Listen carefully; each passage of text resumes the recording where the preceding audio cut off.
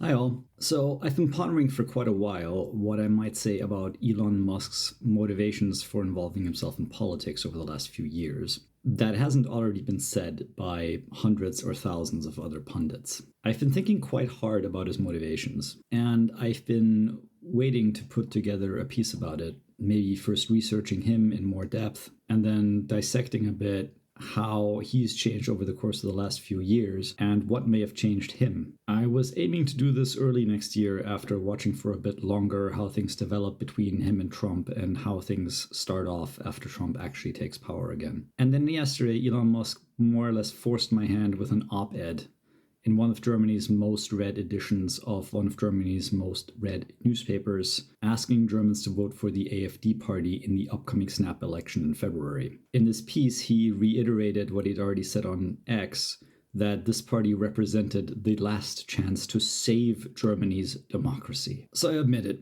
this has created a bit of a complicated situation for me. Both topics, the rise of the AfD and Musk's politics, could take hours to discuss. But I do want to give you my more immediate perspective more quickly, so I'll just try to focus on the specific piece and my reaction to it. It's a bit similar to Johnny Harris's piece about NATO expansion, except that the NATO expansion piece is actually much simpler. Similarly to Johnny Harris's piece on NATO expansion, I think Musk's editorial comment is wrong and quite dangerous. But unlike the NATO expansion hypothesis, which is just built on a misunderstanding of what it means for countries to agree to defend each other in case they're attacked, Elon and the AfD become a much more nuanced story because they have to be picked apart also based on their history.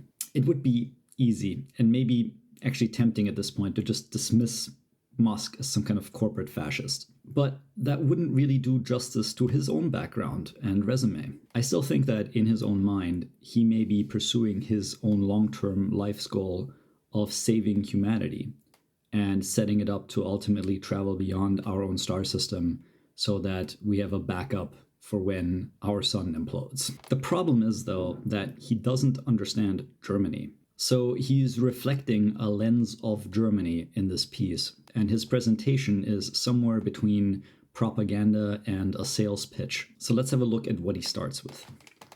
And by the way, I'm going to use a translated version of this original article.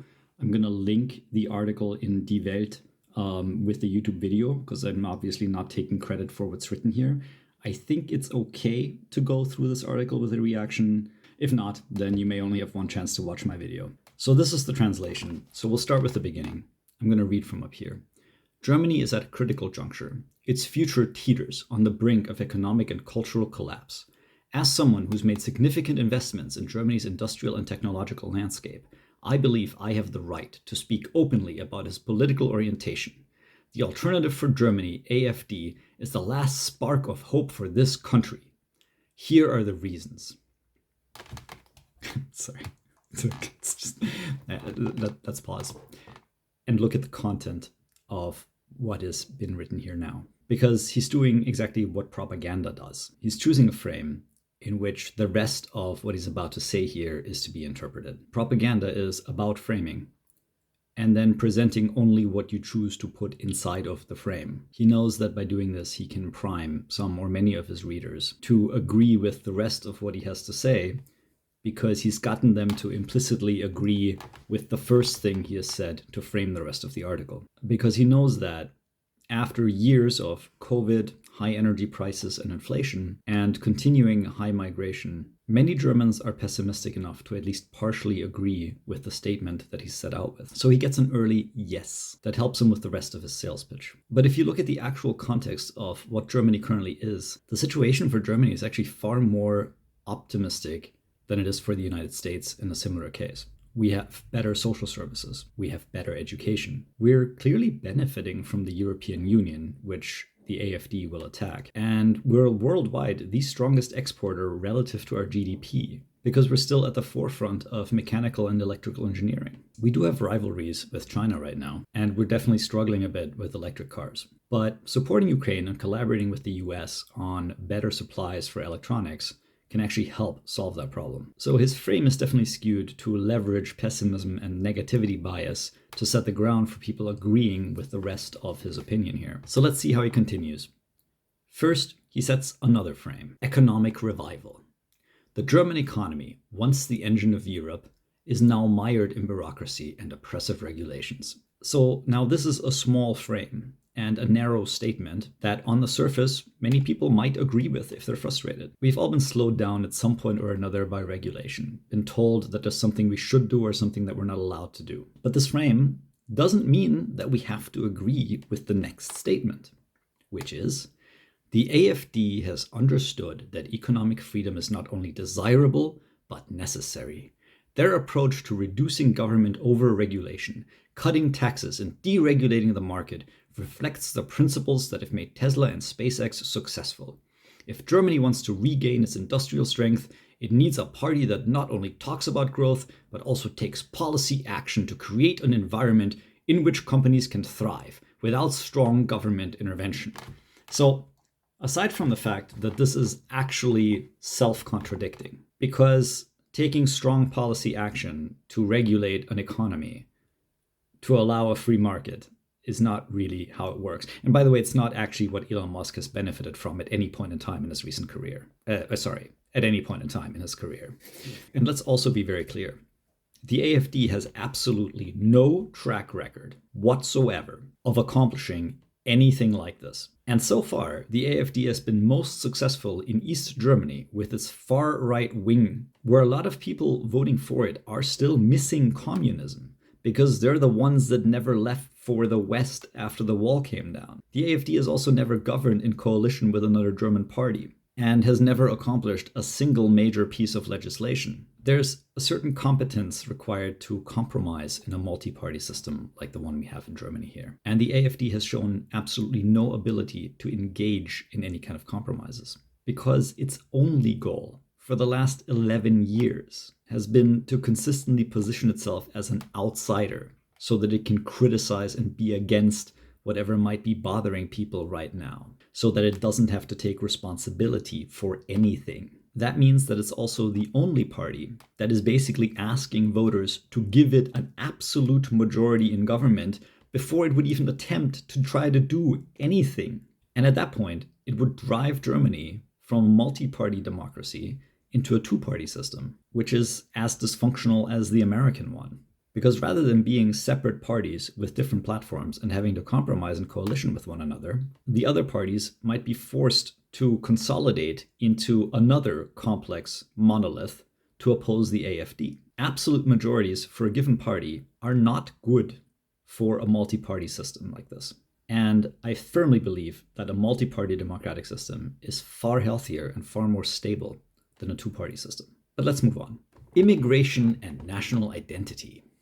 Germany has opened its borders to a very large number of migrants. Although this was done with humanitarian intentions, it created significant cultural and social tensions. The AfD advocates a controlled immigration policy that gives priority to integration and the preservation of German culture and security. This is not about xenophobia, but about ensuring that Germany does not lose its identity in the pursuit of globalization. A nation must preserve its core values and cultural heritage to remain strong and united. There's a lot of sleight of hand and misdirection in this paragraph. First of all, Musk is trying to equate the German situation around immigration with the American one and trigger the same reaction that Trump triggered in his voters in his last presidential election. But there's a huge difference. German immigration isn't undocumented or unmanaged. Also, German immigration is very multifaceted, with a very large share of immigrants coming from within Europe. The crisis of extremely high Islamic immigration actually largely ended in 2018. And most recently, immigration is primarily coming from Ukraine. Also, immigrants really do leave as well. Right now, on average, 1.3 million people leave Germany every year. The vast majority of them from an immigration background, returning home after they feel safe to do so. Again, I have to point out, helping people isn't a one-way street. you don't just lose something. The immigrants were here and have been here helping to bring down inflation for years. They've also helped prevent increases in the federal interest rate, which, by the way, is a much more plausible real motivation for some of the things the AfD does. But I'll get to that another time. For example, during our inflation crisis, the German Labor Bureau saw that unmet demand for workers was about 700,000 people. That's 700,000 positions that can't be filled. Guess how many migrants ended up staying in Germany last year?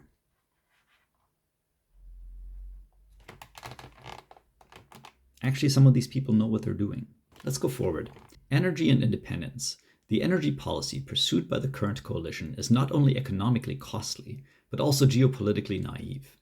Germany's decision to phase out nuclear energy and instead rely heavily on coal and imported gas, as well as intermittent wind and solar power without the battery storage in the grid that's required to ensure stability, has affected the country, and especially made the power supply vulnerable to interruptions. Again, this is framing for the next paragraph. Notice that he's not making exactly a sales pitch here, but he's providing a statement designed for Germans to nod along with, preparing them for the next sale. But before we get to his sale, let's take a look at what the rest of the German political system actually has to offer. There is actually a somewhat broad and broadening understanding amongst Germans that completely giving up nuclear power was a bad idea. Germany has scrambled to increase renewables since exiting nuclear and since the invasion of Ukraine.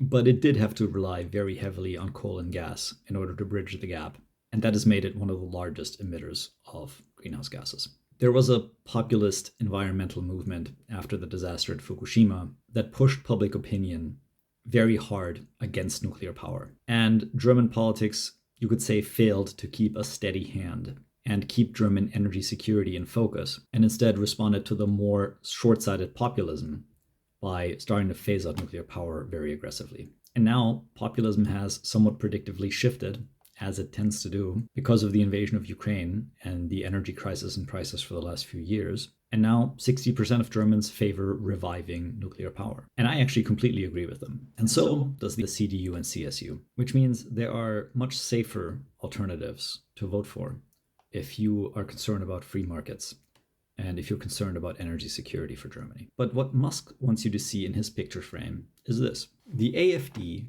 takes a pragmatic approach to the energy issue and advocates a balanced approach. I hope it considers expanding safe nuclear energy combined with battery storage to mitigate large fluctuations in electricity consumption, because that is the obvious solution. Okay, so actually he has absolutely no point here. None. He hopes they might be for the platform that he thinks would be ideal, but he doesn't actually have any source of why they would be or whether they are. He has no idea. So he moves to the next frame. Political realism. The traditional parties have failed in Germany. Their policies have led to economic stagnation, social unrest, and an erosion of national identity. Again, there will be people who agree with this, especially if they just read through it quickly and they've been primed by the previous paragraphs. But if you stop to think about it, there's a lot of data to the effect that this is a total fail. For one thing, Germany has really successfully tapped out a lot of markets to its advantage. So constant continuing economic growth is not necessarily the highest priority, and it doesn't necessarily have to be. There are many problems with the American growth-based economic model, and Japan and Germany for years showed that an alternative could also produce a very well-functioning country with a stable population and a stable size economy. Also, Germany still has a lot of deep traditions that I definitely see quite alive and well living here. And we have a relatively high bar for cultural integration. Unbounded consumerism and greed in the interest of continuing economic growth is not part of that culture. One of my favorite stories about a mismatch between Germany and US culture is actually when a cuckoo clock company semi-jokingly went public. They had been in the Black Forest for literally 400 years and had literally survived entire cultures. World wars, shifting borders, the rise and the fall of the German Empire. You get the idea. In the end, an American investment firm, possibly now funding the AfD, bought a significant stake in the company. And a few years later, they tried to sue the company, which had shown just how resilient a business can be if you build it on knowing your competency and if you value stability, for not trying to grow aggressively enough. I'm pretty sure most Germans don't want to see that kind of culture here.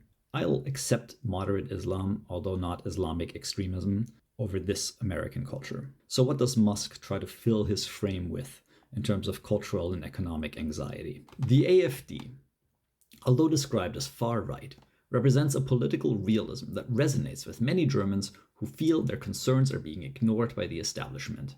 It addresses current issues without the political correctness that often obscures the truth. The portrayal of the AfD as a right-wing extremist is clearly false, considering that Alice Weidel, the party's leader, has a same-sex partner from Sri Lanka. Does that sound like Hitler to you?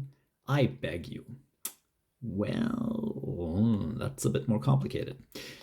First off, it doesn't actually address the frame at all. If you're worried about immigration and cultural changes, why would you mention a lesbian married to a Sri Lankan? Secondly, by focusing on Alice, the somewhat atypical poster child for the AfD, that's granted, who presents a moderate face in West Germany, he ignores other key figures in the AfD.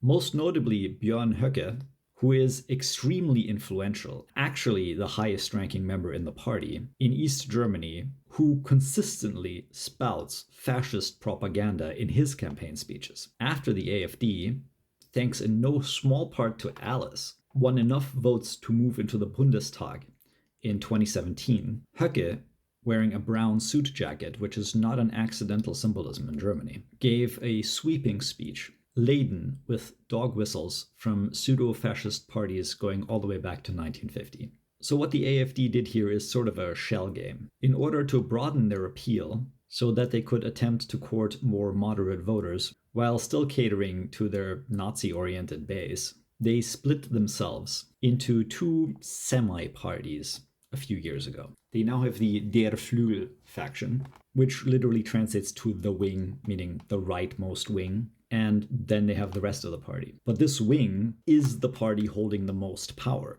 and they campaign uncompromisingly as this wing, led by Björn Höcke. Their most common campaign chants are Für Deutschland Sieg, für Deutschland alles. Victory for Germany, everything for Germany, which is very reminiscent of the infamous Nazi salute and the former German national anthem. In fact, they're just close enough that you can barely legally say them, because the actual Hitler greeting is illegal for good reason, and that is a limitation on freedom of speech that we have all relatively happily accepted for the last 70 years. So honestly, I actually think Alice herself is playing a bit of a dangerous game, which won't affect Musk's safety if he stays mostly in Texas, by trying to remain affiliated with this wing of the AfD, which also comes with a sort of AfD youth, by the way, while promoting a somewhat more rational flavor of the AfD when campaigning in West Germany. I don't have high hopes that this would realistically work out well. So let's move on to Elon Musk's next frame. Innovation and the future. I have built companies on the principle that innovation requires freedom from unnecessary constraints. Okay, this is actually nothing but a lie wrapped in another lie, wrapped in self-congratulatory bullshit, wrapped in slavering sycophancy from everyone that surrounded you for the last 20 years. So it's probably not even worth answering. But there is nothing idealistic about PayPal. It's an opportunistic money press. Tesla was cool, and Musk really does deserve some admiration for it and for what he's accomplished in moving electric cars forward. But the time was also right for electric cars, and it wouldn't exist if it hadn't gotten insane amounts of government subsidies during the Obama administration, whose Democrats Musk is now thanklessly throwing under the bus. SpaceX's most ambitious missions are built with government funds, so he's literally dependent on extremely heavy-handed government handouts based on taxpayer money. Right now, he just seems to be trying to take control of all of those governments so he can just take everything. But what does he say instead? The AfD's vision is consistent with this ethos. It advocates for education reforms that promote critical thinking rather than indoctrination, and supports the technology industries that represent the global economic leadership. Oh, sorry, guys, like, what the fuck? Okay, there's an AfD youth, okay? That's your critical thinking. Hang on a second. There's an AfD youth Okay, there's your critical thinking right there. Yeah. The tech companies do deserve a bit of a mention here, and it's related to what's happening in the US with the H-1B visas. Make no mistake about it, MAGA was in significant part driven by disenfranchised, talented, high-skilled white people who were angry about first having their careers offshored and then having them brought back onshore, but along with very high rates of skilled immigration and H-1B visas. That's why Trump had his own social network within weeks after he got banned from Twitter. There was talent, white American talent, supporting his drumbeat. He's in the process of losing that talent in the US, actually, and the AfD is watching. And make no mistake about it, there are very good reasons why the AfD websites work so much better than some of the other party websites. So in a way, yes, there are technical professionals here who are related to the AfD, but they're not aligned with the kind of technical global meritocracy that Trump and Ramaswamy are now trying to steer the US towards. All right, so now we get to his concluding paragraphs. To those who condemn the AfD as extremist, I say, don't let the label attached to it mislead you. Look at its policies, economic plans, and cultural preservation efforts. Germany needs a party that is not afraid to question the status quo, that is not stuck in the politics of the past.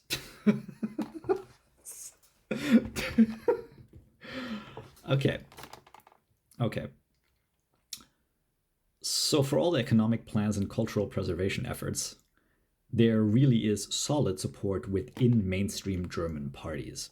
There is and always has been support in Germany for controlled migration. And migration has been managed as a form of economic policy where needed. I'm going to make another video about just how disastrous the current direction of Trump's immigration policy would be for the American economy and for inflation. And I might have actually been working on that video today if this article hadn't happened. Okay, we're almost through this mess. The AfD can save Germany from becoming a shadow of its former self. It can lead the country to a future in which economic prosperity, cultural integrity, and technological innovation are not just pipe dreams but reality. Germany has become too comfortable in mediocrity. It's time for bold changes, and the AfD is the only party opening this path. Okay, man, look, Germany is doing just fine. Germany has shown that it can weather crises with incredible efficiency compared to other countries. When COVID struck, we were the first country with a working vaccine, and we set up effective large-scale vaccination programs faster than anybody else. As a result, relative to the age of our population and size, we had one of the lowest death rates in the world. When Russia attacked Ukraine, we completely re-engineered our gas infrastructure to be able to use LNG terminals that were based in France and build new ones in northern Germany, and massively shifted our energy infrastructure. We did manage to phase out nuclear power, which was damn near impossible, and we'll probably bring it back if we decide we need it. We have a vibrant, stable economy and shown ability to pivot very quickly when necessary. And we've managed to do all of this in a multi-party democracy that requires compromise between different players, and with a national debt staying pretty close to 60% of GDP. We're also on the cutting edge of weapon systems that we know would be another step up for Ukraine if we convince our leaders to provide them. That's the current Germany. And I'm actually quite relaxed about our military capabilities and our ability to stand up to Russia if push comes to shove. But the reasons for that are something that I'd need to dive into more at another time. But there is indeed a former self of Germany. And it is in fact the AfD, particularly its youth and its wing, that would most likely lead us to be a shadow of that former self. And that's not something that most of us Germans should want to see. All right, so much for my rebuttal of Musk's article. There's a lot more I could dive into there. I could go much more into the AfD's history as an opportunistic vulture that pivots with the wind every time something changes, to exploit any tension that it sees in the country while abandoning its supposed former principles. I could also spend more time exploring Musk's real motives, which you might find this surprising, actually suspect are altruistic in some way. Although a misguided one that hasn't gotten any actual honest feedback from anyone in his circle for decades. All right, frankly, this is actually the dumbest thing I've read all year, and this is almost the last day of the year, so that's saying a lot. But for now, this will have to do. Maybe I'll get to the other topics at another time. For now, I hope you find this interesting, and as always, I hope you enjoy the rest of your day.